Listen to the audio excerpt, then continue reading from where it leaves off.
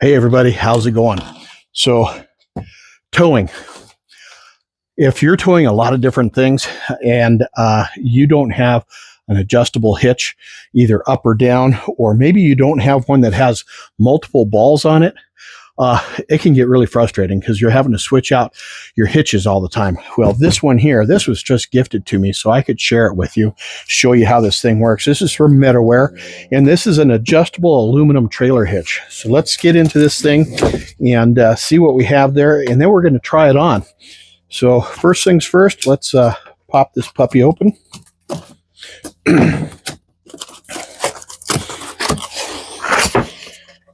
Wow. So right on top, you have some foam packaging, and you have two lockable pins here, and then you've got a straight pin here as well too. And there's probably a cotter pin someplace for that pin. So I'm going to take this out and set that off to the side, and these can go over here. And then the next thing you see is the hitches, and this is a big piece of equipment here. This is a really big piece of equipment, and it's interesting because there are layers of foam packaging in here, so you can take this thing out piece by piece. So here you have the two different sizes of hitches. You've got a 2-inch hitch here, and you've got a 2 5/16 inch hitch here. That's pretty much so going to cover anything and everything on your top-rated, heaviest hitches that you're going to need. So also in here are some gaskets for your locks, which is so nice because, you know, when the locks get dirty and when they get dirty and filled with sediment, or maybe there's a little bit of corrosion, it gets really hard to open them up. So that's pretty cool. A couple of keys here for the different locks. There's the cotter pins that I was talking about earlier, and then this is the working piece here. This is the stinger. So this piece here is going to go into your receiver down here.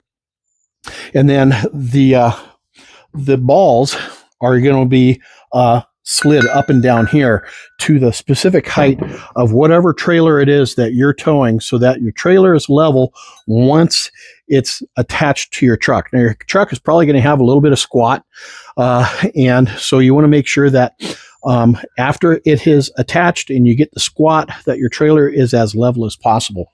So I'm going to put some of this back in here because we're going to have to get this tailgate opened up so that we can start working on this.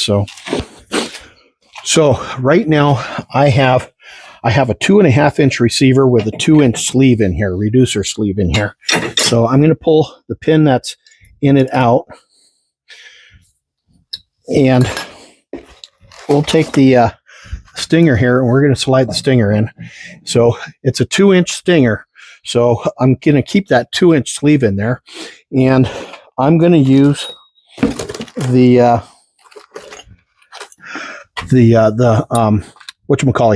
pin that came with the receiver here. Now you can also use one of these guys here, one of these locking ones, which is actually not a bad idea.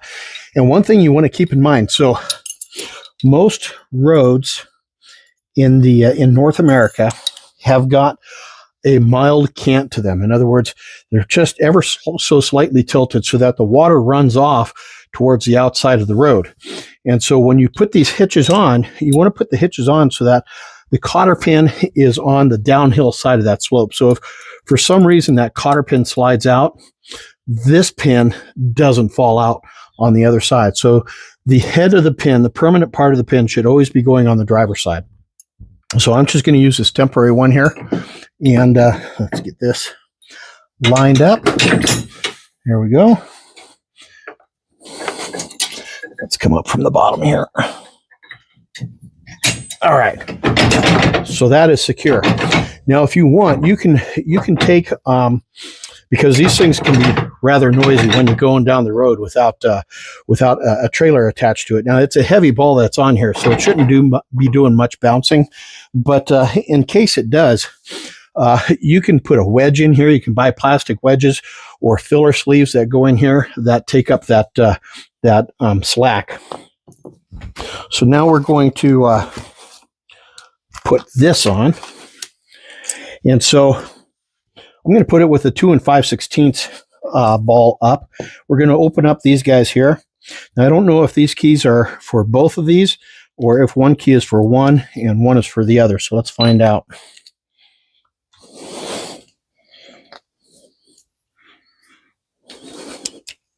No, you can use these keys on both of them. And yeah, this thing weighs about 15 pounds. So if you let that thing slide off and land on your toe or somebody else's toe, you'll know that you just had something land on your toe. And it won't be fun. There we go. All right, so that's on there. Nice and tight. Now you can also take this and put it on here so that this is locked and this is locked. And that's probably what I will do when this does come time to be utilized. I don't have a standard bumper pull trailer. I have a fifth wheel, so I'm not going to be using this a whole heck of a lot, but there are times when I might need to borrow a neighbor's utility trailer. And so I've got this, and I'm ready to go. Now, if I need to switch this from the 2 5/8 to the 2-inch, really super simple. Just slide it down, flip it over, and slide it back up, and then you're good to go. Make sure you take the key out. And these are quick inserts. So in other words, you don't need the key to lock it. If you unlock it, take the key out and then reinsert it, it's locked. So these things are fantastic.